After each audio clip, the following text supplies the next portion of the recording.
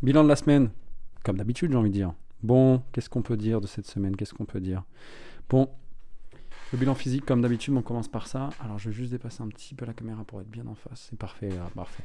Du coup, bilan physique, qu'est-ce que je peux dire de cette semaine qui a été très éparse d'un point de vue nutritionnel? Pas que j'ai fait de gros excès, en fait, j'y ai été poussé. Cette semaine, il y a eu certains événements qui ont fait que je n'ai pas pu manger les 2700 kilocalories que je dois manger chaque jour.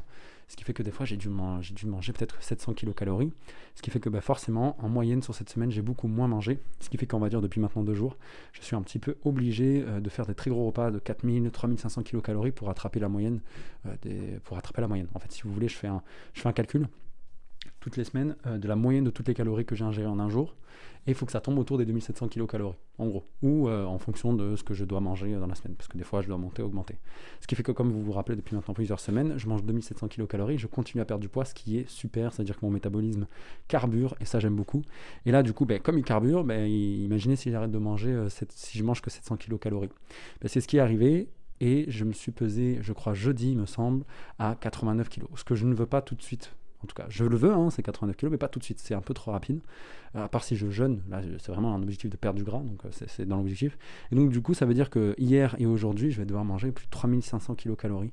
Hier, j'ai dû manger 4000 kilocalories pour essayer d'atteindre mon objectif. Et là, ce soir, j'ai toujours pas mangé. Il est 4h30. 16h30, et on est le dimanche 16 janvier, et j'ai toujours pas mangé, ce qui fait que je suis très mince. Par contre, gros problème aujourd'hui, c'est le sommeil.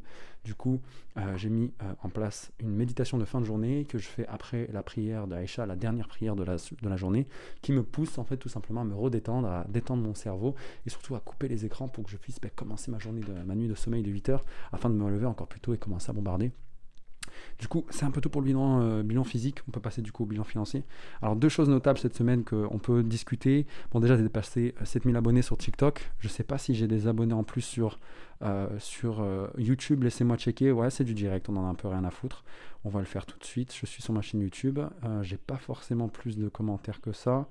Est-ce que j'ai un nouvel abonné? Oui, j'ai un nouvel abonné. J'adore. Euh, euh, mon nom. Ah oui, en fait, Mina, qui me demande mon nom, je vais pas te le donner puisque comme tu peux voir, j'ai un masque, mais c'est pas méchant hein, pour le coup. Mon nom pseudonyme c'est Wise Aspirant. Voilà, ça c'est mon nom que tu peux utiliser. Et je vais pas te donner mon vrai prénom parce que pourquoi j'ai un masque? Sinon je donnerai mon vrai prénom. C'est pas grave, Mina. Mais en tout cas, merci hein, pour ton soutien. J'adore tes commentaires. C'est toujours adorable pour le coup d'avoir du soutien comme toi. Vraiment pour le coup, merci beaucoup. Et je souhaite le bonjour du coup à Tami Shabab, qui est une nouvelle personne qui nous a rejoint sur cette chaîne YouTube. En tout cas, j'ai la notification que tu nous as soutenu, que tu viens de nous rejoindre. Donc bienvenue Tami, c'est un plaisir de t'avoir ici. Bon bref, revenons au sujet. Cette semaine, j'ai dépassé les 7000 abonnés sur TikTok, ce qui fait extrêmement plaisir. Merci beaucoup du soutien sur TikTok, ça fait extrêmement plaisir. Qu'est-ce que je peux soutenir de plus? J'ai eu peut-être plus de demandes d'offres, j'ai fait pas mal de passés d'entretien cette semaine. Enfin voilà, par ça, il n'y a pas eu grand-chose de plus. Mais deux choses notables. La première, c'est qu'on prend de plus en plus de rendez-vous avec les personnes que j'ai placées en rendez-vous. Ça a été très dur en milieu de semaine. Début de semaine, ça s'est bien passé. Premier rendez-vous, donc je me suis dit, c'est bon, là, on part pour un rendez-vous par jour. Rien pendant 4 jours. Et enfin, 2 rendez-vous le vendredi, donc ça passe plutôt bien. Même s'il faut accélérer, clairement, il faut accélérer.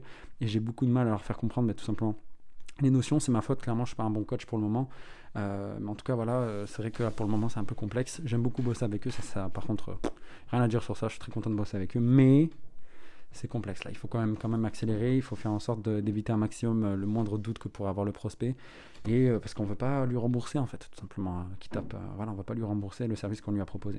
Mais bon, c'est pas grave pour le coup. Et le deuxième truc qui est intéressant, j'ai un autre client que j'avais pitché maintenant il y a plusieurs semaines, qui était un peu en brouillon, qui revient me voir, toujours en brouillon, et qui me dit salut, c'est bon, on peut commencer à bosser avec toi. Donc je me dis qu'ils allaient commencer à bosser avec moi dès le lendemain. Il m'envoie le contrat de prestation, je le signe dans la journée, j'envoie la facture bien sûr dans la foulée, et depuis maintenant une semaine, pas de réponse. Donc ça fait chier, mais d'un autre côté, ça m'arrange parce qu'en fait, j'ai toujours pas de personne en fait, à qui envoyer à ces clients. Je les ai prévenus, bien sûr, hein, que j'aurais pas forcément beaucoup de monde à envoyer, mais bon, ça fait un peu chier. Bref, j'ai 2 nouvelles personnes qui sont rentrées en on-board, donc qui pourront potentiellement rentrer pour ce client et travailler pour eux. Néanmoins, je dois vous dire que là, ça commence à être tendu. Déjà, avec le client que j'ai actuellement, il faut qu'on commence à délivrer le plus vite possible. Et de l'autre côté, si je veux en onboarder un nouveau, il faut des nouveaux candidats. Et c'est pour ça que cette semaine, j'ai rencontré pas mal de personnes. Et c'est très dur de trouver des gens motivés. Mais c'est pas grave, je le savais avant de me lancer. Je le savais très bien. Mais bon, Il faut continuer là-dessus et j'ai mis tout en place une stratégie pour y arriver que je vous présenterai un autre jour. Je vous avoue que j'ai un petit peu la flemme parce que tout simplement je sais pas si ça vous intéresse. En fait, il faut juste me dire ce qui vous intéresse en commentaire. À partir de là, je vous dirai. Et bref, on va partir très vite sur la réflexion parce que cette semaine, il s'est passé quelque chose. Comme je vous l'avais dit semaine dernière, il y a un ami à moi qui est venu ici à Tanger et me rejoindre. Enfin, il n'est pas venu dormir à la maison. Il y en a un deuxième qui est un ami qu'on a en commun. Lui est venu dormir à la maison. Et cette semaine, je voulais juste parler du fait que de la notion d'amitié, la notion comment vous expliquer. En fait, tout simplement, des fois, vous allez le voir et c'est assez naturel. Je pense que tout le monde l'a expérimenté. Comment vous avancez dans votre vie, regardez les amis que vous avez eus au lycée ou au collège et il n'y en a pas beaucoup qui sont encore là. Et je vais envie de dire, ça c'est assez normal, j'ai envie de dire. Maintenant, la question que j'aimerais répondre, qui est assez simple, c'est comment savoir si tu dois te séparer de quelqu'un, tout simplement. Bien sûr, la vie fait les choses par elle-même, c'est ça qui est bien beau avec la vie, mais je dois dire qu'il y a un seul critère qui sort du lot pour moi, c'est le changement de valeur. En fait, si vous n'êtes plus aligné dans les mêmes valeurs, vous allez le ressentir par symptômes. Premièrement, vous n'allez plus rigoler des mêmes choses comme avant, avec ton ami que tu croyais être ton ami. Vous n'allez pas passer les mêmes moments ensemble. Ça va devenir en fait frictionnel, de plus en plus frictionnel entre toi et la personne en question. Des fois, j'ai envie de te dire, ça peut arriver que tu n'aies même pas les mêmes valeurs de base avec des gens. Ça, c'est typiquement avec ta famille. Le problème, c'est que tu ne peux pas les choisir.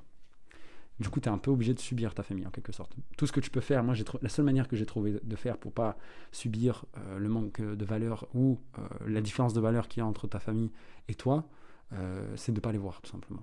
Ça me désole un peu, mais bon, à un moment, ma santé mentale, elle est super importante. Et un beau jour, quand j'aurai tout le temps pour les accueillir comme il se doit, ils passeront chez moi, parce que je me suis déjà aussi embrouillé, comme je me suis embrouillé avec cette amie cette semaine. Enfin bref, en gros, ma famille est venue il y a quelques semaines. C'était très dur pour moi, parce que voilà, clairement, ils opéraient des comportements que moi qui me rendaient fou en fait à la maison, mais que j'ai oublié, parce que je les ai plus ici au Maroc. Ils ont commencé à les refaire, ce qui m'a rendu fou, et je me suis beaucoup énervé avec eux. Je vous en avais déjà parlé, il me semble. Et cette amie est venue. Clairement, moi, quand je l'ai connue au début, c'était quelqu'un qui me plaisait bien au quotidien. Et au fur et à mesure, je vais vous le dire, voilà, les valeurs ont changé, ce qui n'est pas grave. Les gens évoluent chacun de leur côté, il n'y a pas de souci. Mais ça devenait de plus en plus frictionnel, Voilà, c'était pas agréable en fait de parler avec lui. Disons que plusieurs semaines avant plusieurs mois, même plusieurs années, j'ai senti maintenant avec le recul, j'ai senti que clairement, moi et cette personne, plus ça avançait, moins j'avais envie de passer du temps avec lui.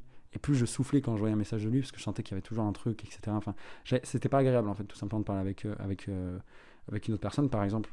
Avec d'autres personnes que je connais, que je vois pas si souvent que ça, c'est toujours un plaisir de les voir. Et en fait, ce qui s'est passé, c'est que des fois, il va mener à de plus en plus de friction. Ça passait de conversations qui sont désagréables dans le sens où vous sentez qu'il y a un écart, que vous ne comprenez pas vraiment, à des mots qui vont devenir de plus en plus durs, voire même à un moment des comportements qui peuvent manquer de respect. Et c'est ce qui s'est passé cette semaine.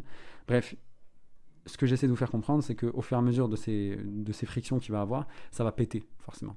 Alors maintenant, c'est qui a les couilles de faire le taf. Moi, personnellement, je le sais très bien, que toutes les fois où j'ai peut-être été un petit peu trop loin et que j'ai dépassé les bornes, je me suis toujours excusé avec cette personne.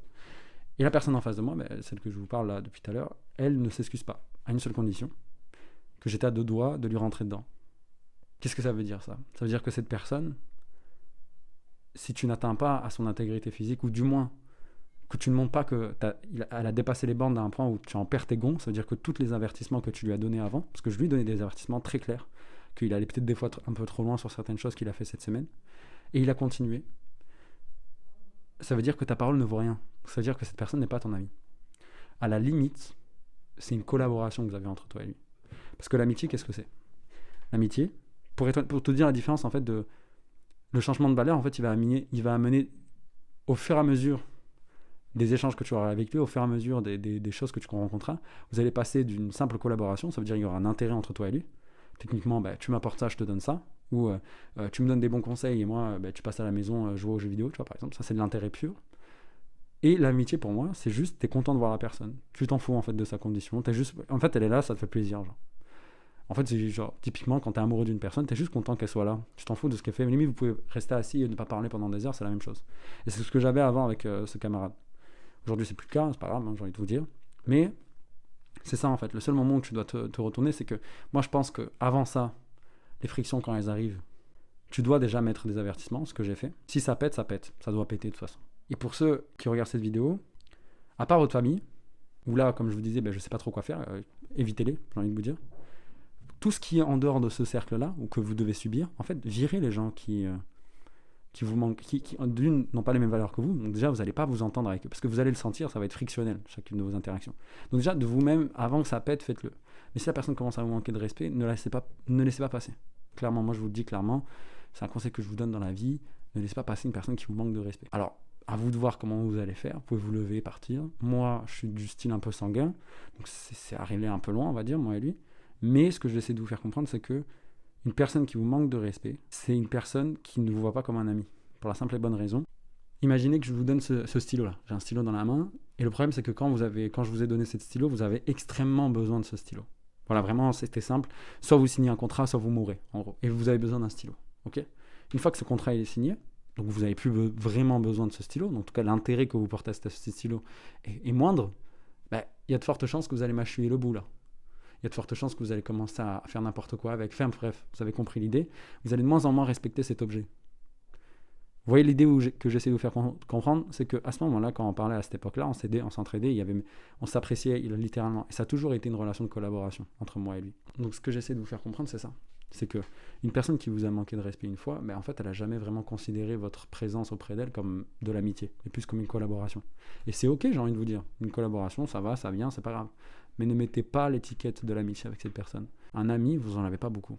Sachez-le.